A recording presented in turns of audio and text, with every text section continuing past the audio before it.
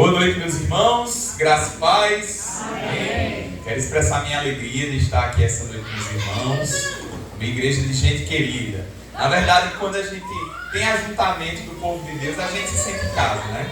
Essa é uma grande verdade, porque há um laço que nos liga, há um elo maior, que é o elo do sangue de Cristo Jesus. Então eu quero expressar minha alegria, tá? Dizer que é uma honra imensa estar com os irmãos, parabenizar por mais um ano dessa igreja, que Deus em Cristo Jesus possa continuar a abençoá-los.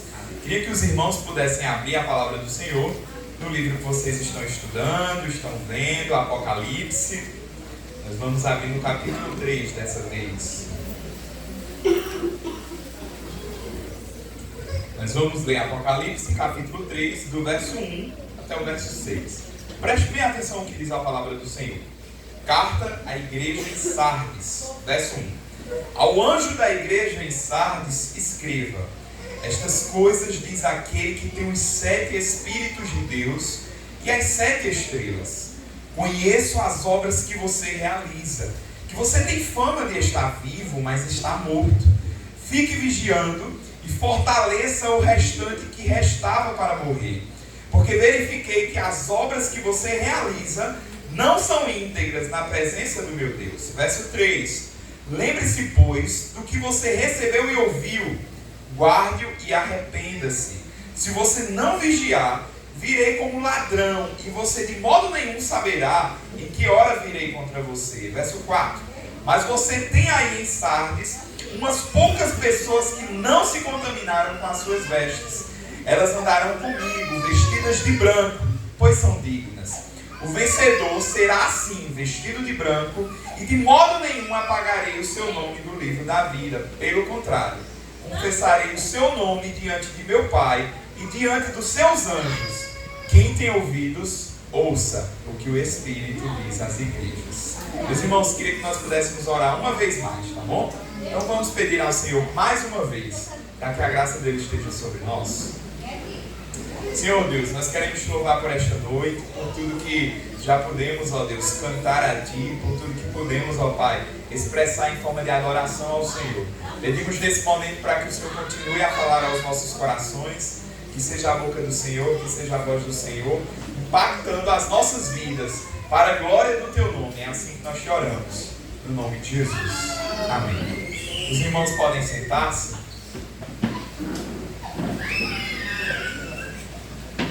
Meus irmãos, a gente já vai voltar para esse texto, mas eu queria começar falando com vocês a respeito de uma brincadeira que muitas das crianças fazem, né? É a brincadeira do faz de conta.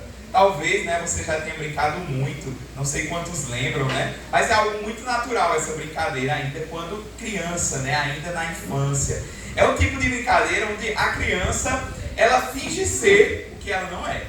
Ela cria um mundo de fantasias, né? Então as meninas começam a brincar de ser mãe de uma boneca, de ser princesa de um reino encantado. Os meninos começam a brincar, né, de ser super-heróis, de ser um professor, de ser um médico. E é interessante porque basta a gente observar uma brincadeira como essa, que a gente vai ver que a criatividade ela rola solta. E como é divertido, como é estimulante, né? Brincadeiras como essa. Só que há um autor chamado C.S. Lewis, talvez você o conheça por filmes, livros, né? Como por exemplo As Crônicas de Nárnia, que ele faz uma distinção entre o bom fazer de conta e o mal faz de conta. Ele vai dizer o seguinte, presta atenção. Ele diz que o mal faz de conta é quando uma pessoa simplesmente ela quer representar aquilo que ela não é. É uma espécie mais ou menos de hipocrisia. É quando essa pessoa está fingindo algo que ela não é, certo? É como se ela substituísse, de fato, a realidade de tudo que age. É quando enganosamente essa pessoa, né? Porque não somente uma criança, esse autor diz que esse mal faz de conta, adultos também costumam usar-se dessa brincadeira, por assim dizer. Assumem uma identidade que não é a sua. E a gente pode perceber que esse faz de conta é uma realidade, meus irmãos, numa sociedade de maneira geral, quando a gente observa os cristãos nominais. O que eu quero dizer com cristãos nominais? Com cristãos nominais. Pessoas que, se têm um título, dizem ser cristãs, mas somente de nome.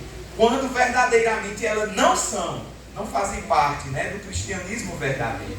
Nós poderíamos falar, meus irmãos, de mais de 2,5 milhões de pessoas no mundo, de pessoas do mundo, que se identificam como cristãos. Cerca de 1/3 da população mundial se diz cristão. E essa notícia, ela poderia ser tremenda, né? Poderia ser uma notícia muito grandiosa, se nós não estivéssemos falando somente de pessoas que se dizem ser cristãs, quando na verdade não a são, quando na verdade não é cristã, né? Então esses cristãos nominais, meus irmãos, eles estão aí presentes mundo afora, países afora, em diversas culturas, em diversas denominações, até mesmo dentro de lideranças cristãs. Nós temos pessoas que somente se intitulam como esses cristãos nominais. E cristão nominal, meus irmãos, está dentro de fato de um contexto religioso, né? Esses cristãos, eles fazem parte daqueles que nunca se arrependeram, que não crescem na fé, que não experimentam mudanças nas suas vidas, que não apresentam fruto do Espírito na sua vida, mas que se intitulam cristãos. Veja, isso é forte, isso é pesado, mas é a censura que Jesus vai fazer a essa igreja de Sardes. É mais ou menos essa censura que nós encontramos no capítulo 3, que eu quero que a gente dê uma olhada mais uma vez para esse texto, tá? Antes de falar verso a verso, eu quero que você lembre, certamente vocês têm ouvido sobre isso esses dias, Apocalipse foi escrito, gente, para os servos do Senhor Jesus.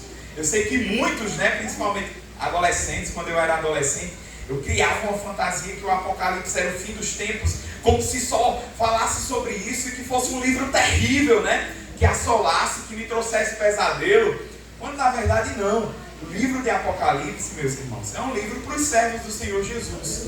E nós percebemos que esse livro ele é muito conhecido por seu caráter, né, de revelação, por seu caráter profético, por falar sobre os últimos dias. Mas nós precisamos atentar que esse livro também faz um misto muito bacana com o gênero textual de cartas. E é por isso que vocês têm falado, né? Vejam que essas cartas, meus irmãos, trazem estruturas, de fato, que nós podemos perceber aí nas gramáticas. Então, todo o livro de Apocalipse não necessariamente aponta para o final dos tempos. A gente precisa atentar que o livro do Apocalipse faz esse misto. Vocês têm estudado, vocês têm ouvido sobre, né? Apocalipse, principalmente Apocalipse capítulo 2 e agora Apocalipse capítulo 3. Então, neles nós encontramos as cartas de Jesus, né, para as igrejas da Ásia Menor. É assim que vocês têm visto, né? E o Senhor tem falado, gente, a cada uma dessas igrejas em suas particularidades. A gente percebe isso. Então, vocês já passaram aí, iniciaram por Éfeso, passaram por Esmirna, Pérgamo, Tiatira, e agora nós estamos chegando na igreja de Sardes. Eu quero que os irmãos lembrem de alguns apontamentos que até então o Senhor Jesus fez a essas igrejas através dessas cartas. Os irmãos irão lembrar, por exemplo, uma censura que Jesus faz a uma igreja que era perseverante, que era ortodoxa, ou seja, né, seguia a palavra do Senhor, mas que havia abandonado o seu primeiro amor. Os irmãos também hão de lembrar de apontamentos feitos por Jesus para outra igreja, onde a gente percebe que a igreja era fiel e perseverante, mas que tolerava falsos ensinos. Ainda há outro apontamento, por exemplo, quando uma igreja que exercia amor, exercia fé, servia muito bem, era perseverante, mas tolerava a imoralidade sexual. Então perceba que Jesus o tempo todo, ele vai fazendo apontamento para essas igrejas. E o que deve ter na nossa mente, meus irmãos, quando nós falamos sobre esses assuntos, é que todas essas mensagens que Cristo trazia para essas igrejas, não somente fica para a igreja de Éfeso, para a igreja de Esmirna, mas a ideia de ser 7 igrejas é exatamente o entendimento que todas as igrejas, porque o 7 significava isso, né? Todas as igrejas, ou seja, a igreja global, se encaixa nessas mensagens. É um alerta de Jesus para toda a igreja que existe em todas as épocas. Então, quando nós lemos as censuras, os elogios, as alertas de Jesus para qualquer uma dessas igrejas, nós não deveremos pensar simplesmente, essa foi uma censura exclusiva para essa igreja. Não, nós podemos e precisamos pensar que, de fato, essas cartas falam aos nossos corações. Então, a censura que nós iremos perceber hoje, né, da carta à igreja em Sardes, tem a ver conosco, tem a ver com o Wendel, tem a ver com a igreja doutrina primitiva, tá bom? E é por isso que nós iremos caminhar um pouquinho.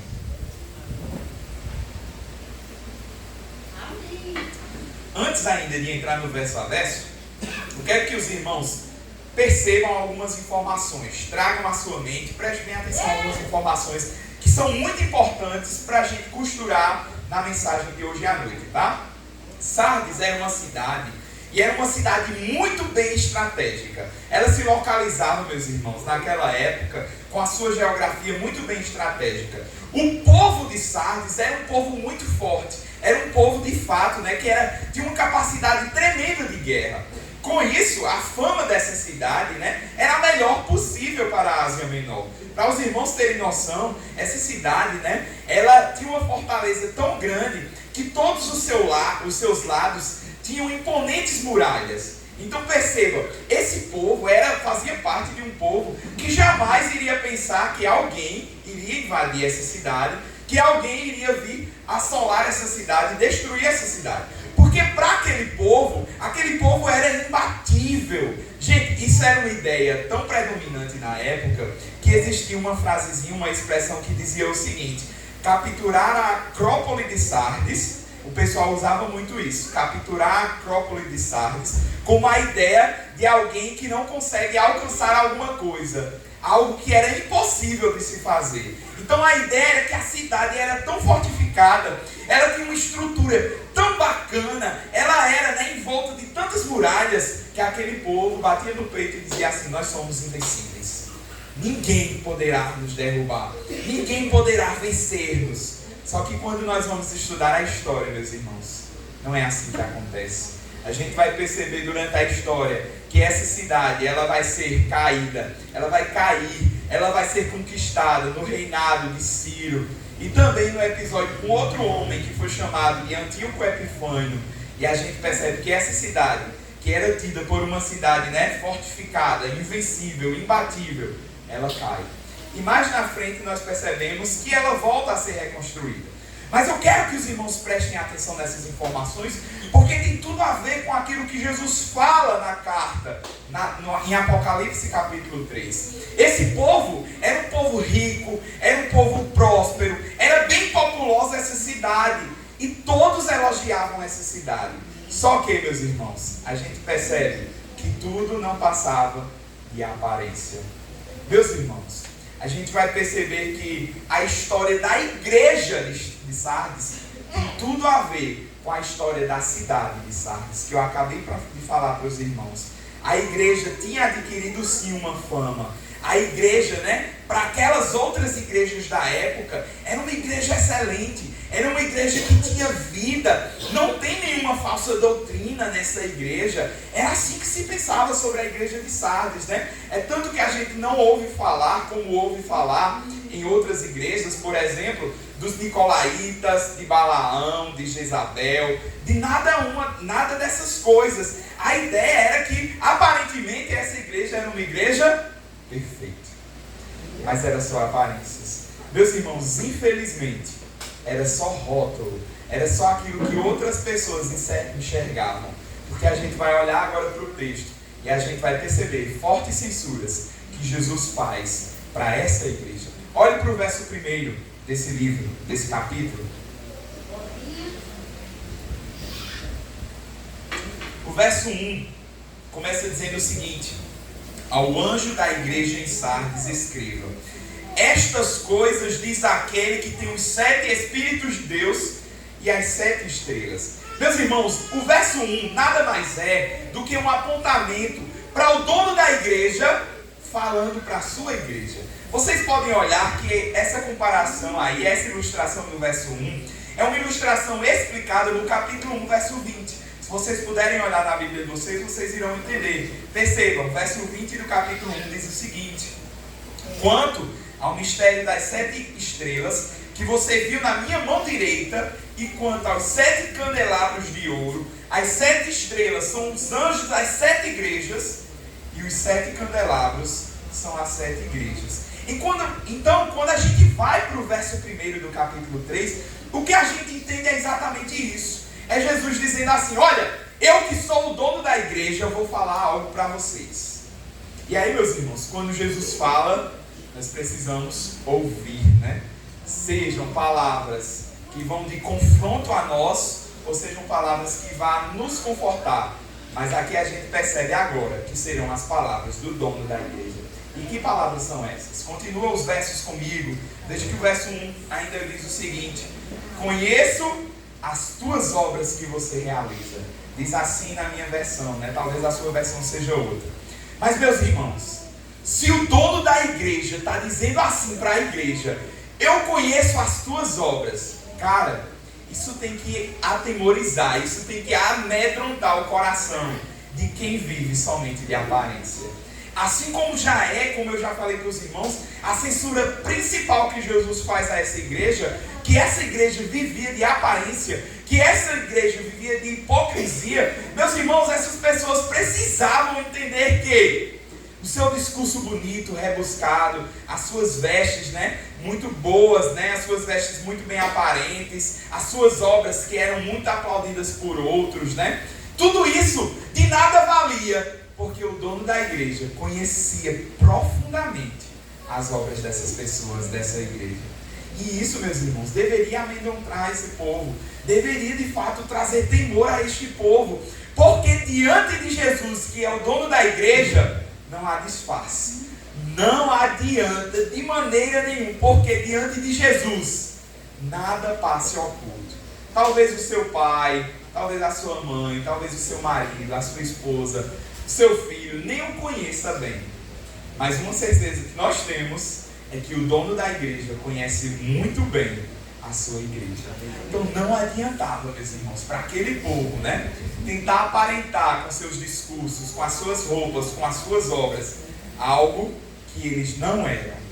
Jesus continua a dizer o seguinte no verso 1, ó: você tem fama de estar vivo, mas vocês estão como mortos.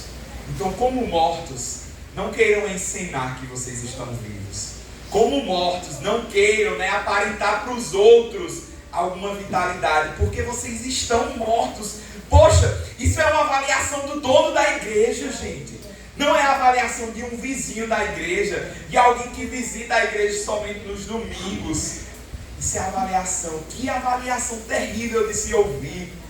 Jesus, o dono da igreja, dizer assim: olha, vocês, eu que sou dono de vocês, vocês têm nome de que estão vivos, mas vocês estão mortos.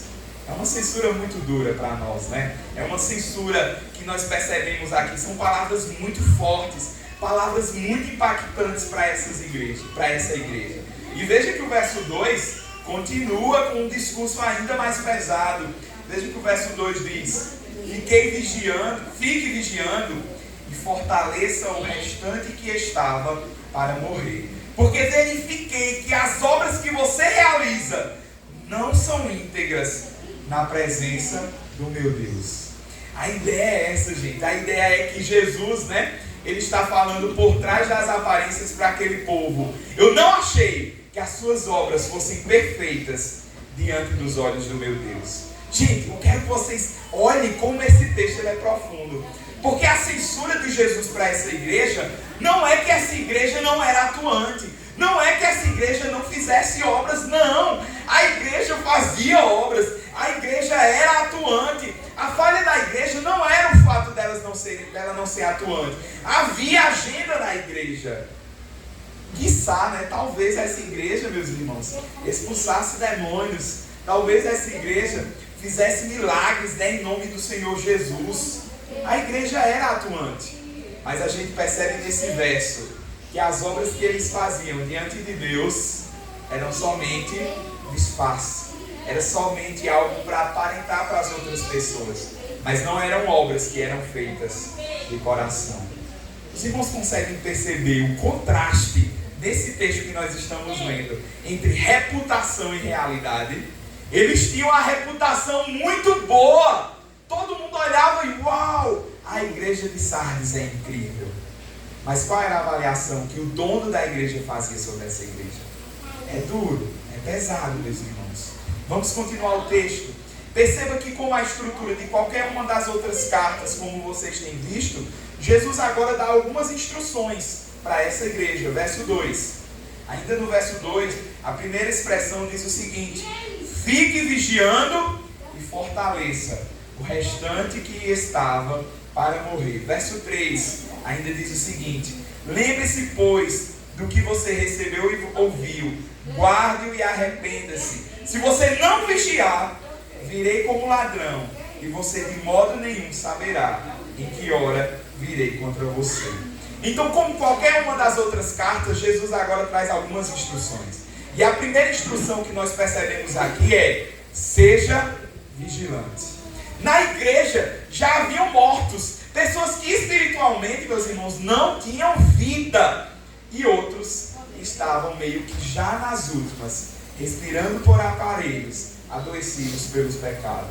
A gente percebe exatamente isso. Mas Jesus instrui: olha, vocês que estão quase se arrastando, vocês que estão respirando por aparelhos, quase perdendo a vida, a dinâmica espiritual, vocês precisam ficar vigilantes. E quando eu falo sobre isso, meus irmãos, sobre essa ideia deles estarem vigilantes, quanto a eles mesmos, vejam que o verso 2 diz isso: fique vigiando, acorde, não durma. Eu me lembro, meus irmãos, da experiência de viajar de avião. Não sei quantos viajaram, mas quem já teve essa experiência de viajar de avião, certamente ouviu uma frase como essa, onde o comissário de bordo, dando orientações sobre a segurança no voo, ele diz o seguinte, em caso de despressurização, máscaras cairão automaticamente.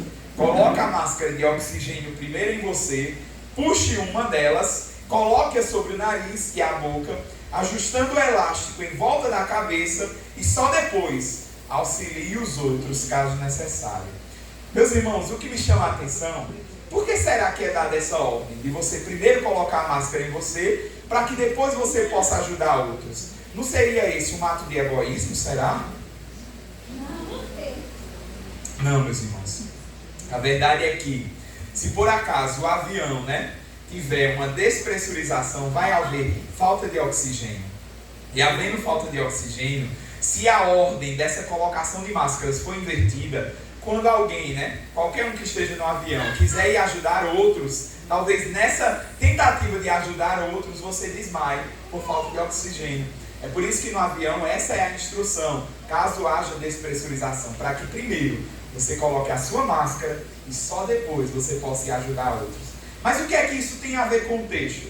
Meus irmãos, o que me chama a atenção aqui é essa instrução de vigilância para aquelas pessoas que estavam quase desmaiando na fé, estavam quase morrendo espiritualmente, mas ainda assim a instrução para elas é exatamente essa: fique vigiando e depois vocês fortaleçam aqueles que estão para morrer. Nós precisamos atentar para isso, meus irmãos. Isso me lembra muito. É um confronto, sabe, que essa palavra me dá, faz comigo. Nós que somos porta-voz da palavra de Deus, nós que ministramos louvores, nós que somos professores de EBD, líderes de departamento, pessoas que, sabe, fazem parte de algum cargo de condução. Nós precisamos estar atentos no quesito vigilância, meus irmãos. Precisamos estar muito atentos com o uso das nossas próprias máscaras, para que a gente não possa vir a morrer sobre o pretexto de estar ajudando outros. Então, meus irmãos, essa é a instrução de Jesus para a igreja.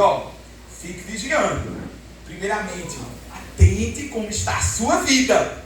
Depois você vai fortalecer outros. Não é uma ideia egoísta, é uma ideia prudente. Que nós precisamos, de fato, como igreja, olhar primeiro para nós, para que nós possamos vir a fortalecer outros. Então você que faz parte de alguma atividade, da condição da igreja, eu que faço parte, precisamos ter muito cuidado com isso, porque muitas vezes nós temos palavra para outros e nós não temos palavras para nós mesmos, porque muitas vezes nós ministramos louvor, de uma forma belíssima para outros, conduzindo a igreja a cantar de forma belíssima, e aquela verdade não está em nosso coração, porque muitas vezes nós estamos ensinando lições em uma escola bíblica dominical, riquíssimas, mas para nós não tem valor nenhum. Então nós precisamos vigiar, para que em seguida, e não menos importante, nós possamos também fortalecer outros. O texto continua ainda com outras instruções. Veja ainda o verso 3, mais uma vez. Lembre-se, pois do que você recebeu e ouviu, guarde-o e arrependa-se. Eu quero que os irmãos notem aí 3 imperativos, né? Lembra-te, guarde e arrepende-te. A pergunta é, lembrar de quê? O que é que essa igreja precisava lembrar? O verso 3 diz, né? Que é exatamente lembrar daquilo que foi recebido e que foi ouvido. Essa igreja precisava fazer o exercício, meus irmãos, de olhar no retrovisor tudo aquilo que o Senhor já havia feito. Não sei quantos de vocês fazem essa atividade periodicamente, dia a dia, de parar e perceber o quanto que Deus já falou, de parar e perceber o quanto que Deus já fez. É necessário, meus irmãos, nós não somente olharmos para frente, mas também olharmos para trás com essa visão e percebermos o quanto que Deus já fez. Sabe por quê? Hernandes Dias Lopes diz que quando nós olhamos para trás e percebemos o que Deus já fez, isso serve como profecia para aquilo que há no futuro. Porque o Deus que fez é o Deus que fará. É exatamente por essa ideia. Essa igreja precisava, meus irmãos, deixar as máscaras caírem, não viver de aparências, precisavam estar vigilantes e precisavam também lembrar de tudo quanto já haviam ouvido da parte do Senhor. Me dói, sabe, todas as vezes que a gente vê essa palavra na Bíblia, lembra-te, porque eu entendo que quando a Bíblia diz assim, você precisa se lembrar, é porque a gente cai muito fácil, né, no intuito de esquecer aquilo que é importante. Então esse povo precisava lembrar. Eles precisavam parar de fato e dizer assim, né? E pensar, o que foi que eu já ouvi da parte do Senhor? O que foi que vocês ouviram hoje de manhã da parte do Senhor? O que foi que vocês ouviram da semana passada? O que vocês ouviram de ontem, de hoje, da devocional que foi feita? Lembra-te disso. Essa é a instrução da parte do Senhor para aquela igreja. Vocês precisam se lembrar daquilo que vocês receberam e ouviram. E aí a gente percebe que a instrução ainda é guarde. Então, isso que você recebeu e ouviu, guarde no coração. Porque a palavra do Senhor diz que do coração procede as saídas da vida. O nosso depósito é o nosso coração. Então, aquilo que vocês ouviram da parte do Senhor, meus irmãos, não deixem. É assim a instrução para Sardes e é assim a instrução para os nossos dias, né? Não deixe com que essas instruções entrem somente por um ouvido e saia por outro, mas que você possa pegar tudo aquilo que o Senhor fala e colocar no seu bom depósito, no depósito do seu coração. E a outra instrução ainda é: arrepende-te. A igreja de Sardes precisava dar meia volta, romper com o mundo e voltar-se para Deus. Os irmãos estão percebendo que a carta tem um teor de fato de censura. Se o Wendel fosse escolher uma palavra para dar no aniversário da igreja, eu confesso, eu pegaria um pouco mais leve. Mas graças a Deus que não é o Wendel, é a palavra de Deus, meus irmãos. Porque ele também me confronta. Mas o que eu quero que os irmãos percebam é exatamente essa ideia que nós estamos construindo aqui. A igreja de Sardes era muito bem vista, uma igreja muito forte para outros, mas não para o Senhor. Eles precisavam, de fato, estar vigilantes. Eles precisavam lembrar daquilo que o Senhor havia falado para eles. Eles precisavam, de fato, como falar aqui, guardar isso no coração, todos os ensinamentos. E precisavam também se arrepender. Meus irmãos, a situação da igreja era tão crítica que olha o que diz o verso 4 comigo. Olha o verso 4 na sua Bíblia. Diz o seguinte: mas você tem aí em Sardes umas poucas pessoas que não se contaminaram com as suas vestes. A situação da igreja era tão crítica que a ideia aqui era que um grupo muito pequeno naquela igreja não tinha as suas vestes contaminadas. A ideia é que uma pequena parte daquela igreja não estava namorando com o mundo, não estava adulterando com o mundo. Apenas uma pequena parte da igreja era de fato o remanescente fiel. Mas esse remanescente fiel fala muito ao meu coração. Eu sempre dou graças a Deus por esse remanescente fiel. Porque a gente percebe durante toda a história da igreja, por exemplo, quando vem o dilúvio, havia remanescente fiel. A gente percebe que quando os impérios, assolavam a Israel, havia remanescente fiel. Graças a Deus, que mesmo com uma censura como essa, há tanta gente, pessoas que viviam de aparências, ainda existem crentes verdadeiros que servem ao Senhor de todo o coração. Então, aqui é uma censura, tá? O verso 4. Tem poucas pessoas que não estão contaminadas. Mas graças a Deus por essas poucas pessoas. Mas o que eu quero que nós prestemos atenção é que ainda que houvesse essas poucas pessoas precisavam estar vigilantes, meus irmãos. É isso, a instrução de Jesus para eles é exatamente essa. Até que no verso 5, nós iremos perceber algumas bênçãos do Senhor para esses remanescentes. Olha o que diz o verso 5. O vencedor será assim, vestido de branco, e de modo nenhum apagarei o seu nome do livro da vida. Pelo contrário, confessarei o seu nome diante de meu Pai e diante dos seus anjos. Quem tem ouvidos, ouça o que o Espírito diz às igrejas. A bênção, meus irmãos, para aqueles que não contaminam as suas vestes. Então, diante desse texto, desse entendimento que nós acabamos de construir da igreja de Sardes, eu quero que nós, como igreja do século 21, o Wendel como segunda igreja congregacional, vocês como igreja doutrina primitiva, eu queria que nós pudéssemos relembrar algumas verdades ao nosso coração, alguns princípios que nós precisamos nos apegar diante da palavra do Senhor, como assim foi exposta agora, do verso 1 ao verso 6, como a carta à igreja de Sardes. Em primeiro lugar, faça um diagnóstico de si mesmo a partir das Escrituras Sagradas. Vou repetir. Faça um diagnóstico de si a partir das Escrituras. Meus irmãos, como igreja do Senhor, nós precisamos nos submeter a exames. Nós precisamos nos submeter a diagnósticos. Você já verificou como está a saúde espiritual? Como está a sua saúde espiritual? Como é que está de fato, a sua vitalidade? Como é, gente, que está a sua saúde espiritual? Você já parou hoje para analisar essa verdade? Eu não estou perguntando, e eu sei que acontece muito isso, meus irmãos, que há muitos cristãos que, pelo fato de ter nascido em uma família cristã, acham que são cristãos. Há muitos cristãos que somente pelo fato, de já ter esse costume, essa rotina de participar de uma igreja, de ir para uma igreja, acham que é um cristão verdadeiro. Mas há uma frase que diz o seguinte: se alguém nasce em uma garagem, isso não faz dessa pessoa um automóvel. Então não é porque você está numa igreja, não é porque o Wendel está numa igreja, não é porque você veio no domingo para a igreja, que faz com que você seja igreja ou um cristão verdadeiro.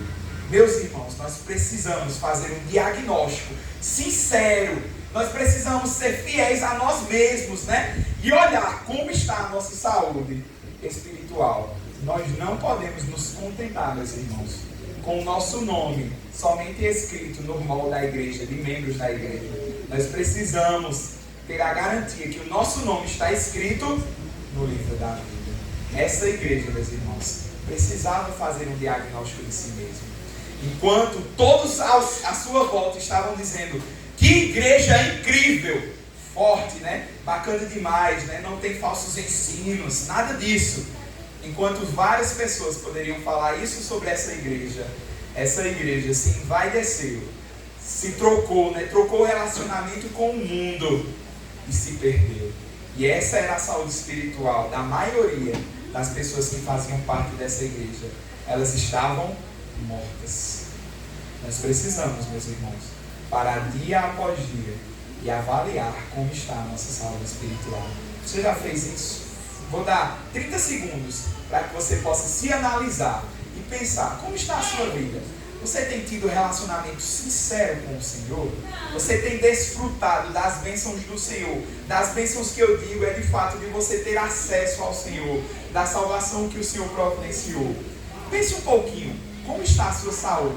Você tem pego, tem desfrutado da bênção de ter a palavra do Senhor em mãos? de ter acesso por meio da oração, de estar na casa do Senhor com portas abertas. Como está a sua saúde espiritual? Pense um pouquinho sobre a sua vida.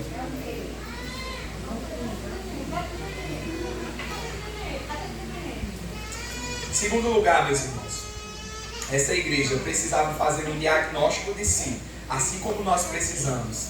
Mas essa igreja precisava fazer uso do tratamento de Deus, como nós hoje precisamos também ser tratados por Deus. Meus irmãos, essa igreja tendo feito esse diagnóstico, né, a gente percebe que o Senhor tinha para ela uma prescrição de graça. E havia, né, alguns comandos urgentes para aquela igreja. Assim como eu falei para os irmãos, 3 verbos aqui importantíssimos, né, que eles precisavam atentar. Eles precisavam se lembrar, eles precisavam guardar e eles precisavam se arrepender. A ideia, meus irmãos, é que essa igreja, fazendo o diagnóstico de si, que era uma igreja que estava morta, precisava atentar e voltar urgentemente para a palavra de Deus. Essa igreja precisava disso, meus irmãos, como nós também precisamos cada vez mais dessa consciência. Ter muita Bíblia nos armários, meus irmãos, não significa ter muita Bíblia no coração. Nós precisamos voltar à palavra de Deus. Essa igreja precisava disso, porque a palavra de Deus é o que garante o sustento, é o que garante vida. Essa igreja precisava olhar mais. Meus irmãos, eu fico constrangido o quanto que o Wendel, eu mesmo, né, não dou o valor necessário que deveria ser dado à palavra de Deus. Hoje eu estava falando na escola bíblica dominical para adolescentes exatamente sobre essa verdade da Bíblia ser a fala, a boca de Deus. Perceba como é que a Bíblia é a boca de Deus, a profecia de Deus, e a gente muitas vezes, né, não dá mérito à palavra de Deus. A gente não abre a palavra de Deus para ouvir Deus falar. Essa igreja precisava urgentemente voltar-se fielmente à palavra de Deus. Nós precisamos disso, meus irmãos, dia após dia. Já diz uma frase, né, que se você quer ouvir Deus falar, abra a Bíblia. Se você quer ouvir Deus falar, né, em alta voz, abra a Bíblia e leia em alta voz. Gente, aqui é o manual que nós temos de toda a boca de Deus, de toda a fala de Deus. E quando nós estamos numa situação, meus irmãos, como essa igreja estava, numa situação, né, deplorável, uma situação de sepultamento, era essa a situação aqui. Nós precisamos entender que vida só vai vir a partir do momento em que a palavra de Deus é valorizada. Foi assim com Esdras e Neemias. O contexto lá, né, era de muros caídos, né, era de portas queimadas. A situação de Jerusalém ali era terrível. E a gente percebe que quando a palavra de Deus, as Escrituras, é exposta, a situação muda. Porque a palavra de Deus, meus irmãos, é de fato o instrumento de Deus para mexer com nossas vidas, para falar aos nossos corações, para falar à nossa alma. Como você tem tratado a palavra de Deus? Essa é a grande pergunta, né, para o Wendel nessa noite. Como é que o Wendel trata a palavra de Deus? Porque o tratamento de Deus certamente vem através da palavra dele. Essa é a boca do Senhor. Então, em primeiro lugar, se você já fez um diagnóstico de si, se o Wendel já fez um diagnóstico de si e percebeu que a situação, a saúde espiritual não está bacana, então faça uso do tratamento de Deus. Porque, meus irmãos, o tratamento de Deus vem através da palavra de Deus. E em terceiro e último lugar, se você já foi tratado por Deus, desfrute do prognóstico da graça. Essa é toda uma linguagem de hospital. Eu sou fisioterapeuta e essa ideia de prognóstico, né? Quando nós vamos fazer algumas condutas, algumas evoluções, a gente classifica os pacientes assim: paciente que tem bom prognóstico, paciente que tem um mau prognóstico. Significa que talvez esse paciente, né, não tenha um desenvolvimento tão bacana, ou esse outro tenha um desenvolvimento bem bacana. Então, para aqueles que já foram tratados por Deus, o prognóstico, meus irmãos, não é somente um prognóstico bom, mas é um prognóstico dos melhores. O futuro que há reservado para aqueles que foram tratados por Deus é um futuro brilhante, glorioso. É exatamente isso que fala os últimos versos, como nós lemos, meus irmãos.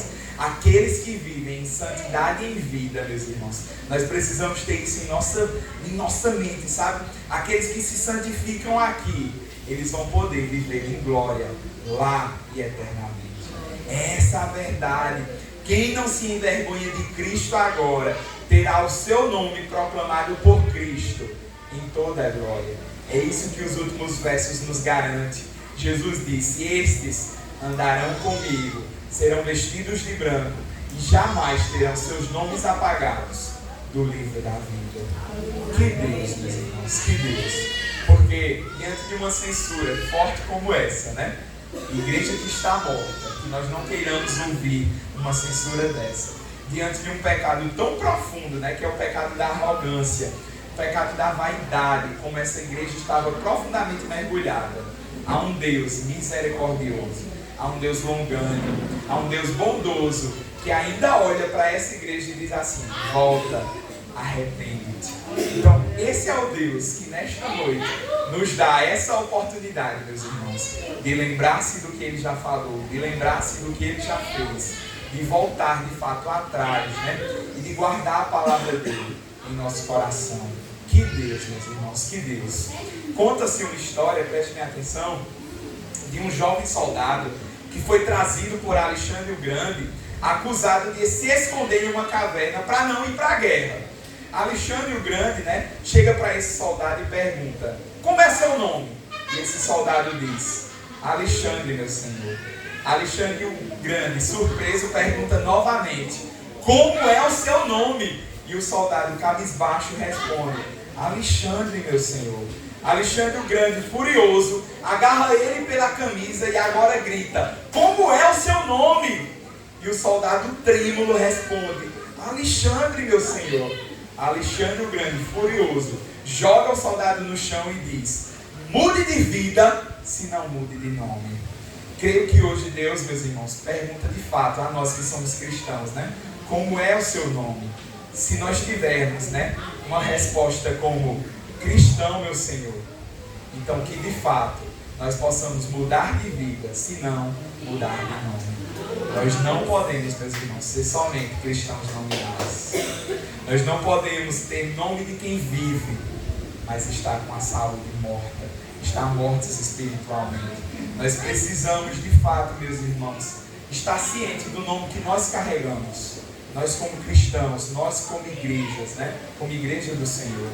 Como eu disse aos irmãos, né? Se fosse para escolher um trecho, talvez eu escolhesse o mais suave. Mas a palavra de Deus, ela é como espada, ela é mais penetrante, ela fura mesmo, né? Do que espada de dois gumes. Então ela mexe com o mais profundo íntimo do nosso ser. Então, com essa palavra, o que Deus falou ao meu coração e que eu queria transmitir para os irmãos é exatamente essa verdade. E essa é a verdade central desse texto. Não adianta nós vivermos de aparência. Não adianta nós sermos hipócritas. Não adianta nós vivermos de máscaras para os nossos vizinhos, para as pessoas que estão aí afora, ou até mesmo dentro da igreja. Nós precisamos ser cristãos verdadeiros, cristãos autênticos, que tem nome que vive e de fato está vivo. E não um nome que vive e que está morto. Que Deus tenha misericórdia de nós. Que Deus possa de fato trazer a nós um diagnóstico verdadeiro da nossa saúde espiritual. Que Ele possa tratar conosco e que um dia nós possamos desfrutar, né, de todas essas bênçãos que foram faladas nos últimos versos, né, de andar com Ele de uma vez para sempre, vestidos de brancos, né, porque mais uma vez eu repito, aqueles que sofrem, aqueles que não enamoram com o mundo, aqueles que não adulteram com o mundo, quem vive em santidade aqui, eles viverão em glória lá, de uma vez para sempre. Podemos orar? Baixe sua cabeça e ore ao Senhor comigo. Se você, de fato, né, entendeu a mensagem, se você não está com a situação espiritual da sua vida tão legal, peça a graça do Senhor, misericórdia do Senhor sobre a sua vida. Peça para que, de fato, Ele venha com o toque dEle, né, no mais profundo íntimo do seu ser, que Ele transforme a sua vida. Ore ao Senhor.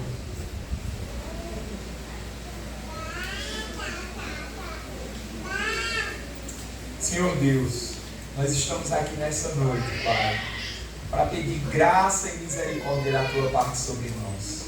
Ó Deus, Nós entendemos, nós ouvimos a Tua palavra nesta noite, Pai. E que censura que o Senhor faz à igreja de Sardes. Não há, Senhor, nessa igreja tantos elogios como há em outras, Pai. Há uma censura muito forte. Há a censura de que essa igreja não tinha vida contigo, não tinha relacionamento contigo. E nós não queremos viver dessa maneira, Senhor. Nós não queremos viver de aparência. Deus, nós não queremos orar a Ti, ó Pai, para que outros possam perceber e aplaudir e dizer que orações bonitas. Não, Senhor. Nós não queremos expor a palavra, ler a palavra, para que outras pessoas possam dizer assim: que inteligente, que ciência, que doutos. Não, Senhor, isso é aparência. E o Senhor censurou tantas vezes os fariseus, ó Deus, exatamente por viver de aparências, por serem sepulcros caiados. Nós não queremos viver de aparência, Pai. Faz as nossas máscaras, por acaso se há máscaras em nós, caírem ao chão, Senhor. Ó Deus, nos ajuda a fazer um diagnóstico pessoal de nós mesmos diante da Tua palavra. Ó Senhor, nos ajuda a examinar-nos, Pai, e perceber se estamos vivos de verdade, Senhor.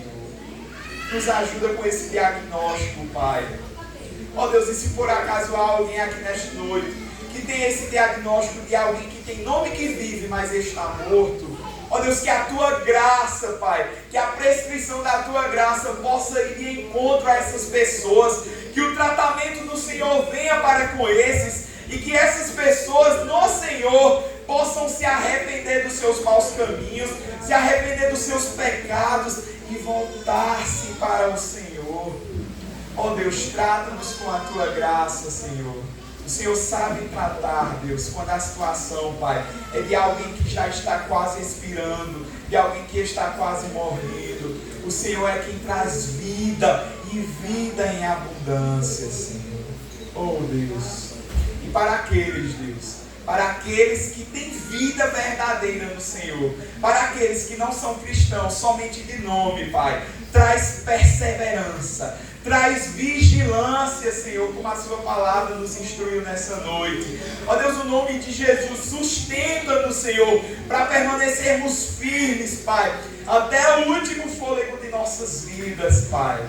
Ó Deus, o nome de Jesus, segura essa igreja. Ó Deus, sustenta essa igreja, Pai. Que a Tua graça possa estar sobre essa igreja até o dia de Cristo Jesus. Sustenta esses irmãos, que possam ser comemorados mais e mais anos, ó Deus, debaixo da Tua graça, do Teu senhorio, com a Tua poderosa mão, abençoando essa igreja, Senhor. Ó Deus, que possamos perseverar até o fim, por meio da Tua graça, ó Deus, para que naquele dia nós possamos desfrutar, Deus, de gloriosas bênçãos, Senhor. Nós queremos, Deus, de fato, ter a convicção que o nosso nome não está somente no rol da igreja, de membros da igreja, mas que está escrito no livro da vida. Nós queremos andar contigo, Senhor, assim como esses versos foram falados. Nós queremos ter nossas vestiduras limpas, vestiduras de santidade, Senhor. Nós queremos estar em Ti, Senhor, limpos para sempre, Senhor. Nos faz desfrutar dessa bênção, Senhor. É assim que nós te oramos, Senhor. No nome de Jesus, Pai. Faz-nos ser cristãos verdadeiros, não cristãos que brincam do faz de conta, não como crianças, ó Deus, ingênuas, que brincam de ser, Senhor, quem não são. Mas, Senhor, faz-nos entender que como cristãos precisamos ser pequenos cristos. É assim que nós oramos a Ti, no nome de Cristo Jesus. Amém. Deus abençoe os irmãos.